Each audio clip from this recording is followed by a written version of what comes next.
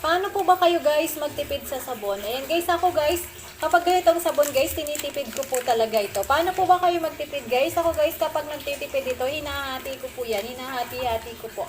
Ayan guys, may hinahati na po ako dito. Ayan, kayang-kaya po tumagal nito ang isa nito ng isang buwan.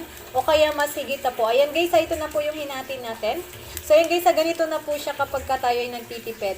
Ayan guys, ganito lang po yan, hinahati-hati ko lang. Sa mga gusto magtipid yan ganito lang po yung gawin nyo kasi mas makakatipid po kayo. Ayan kayang tumagal yan ng mas matagal pa, isang buwan o higit pa. Kayang-kayang tumagal yan guys kasi yung isa nito kayang gamitin hanggang 2 linggo o 3 linggo yung isang ganito. Kung pangmukha nyo lang naman guys ganito na lang po yung gawin nyo. Kung pangmukha nyo lang po ito gagamitin. Kung pangkatawan naman guys, ayan pwede rin po yung ganyan. So, kayo lang po yung makapag-decide kung ano po yung gagawin nyo. Kung paano kayo makakatipid sa mga ganitong mga gamit. Kasi mahal po ang mga bilihin.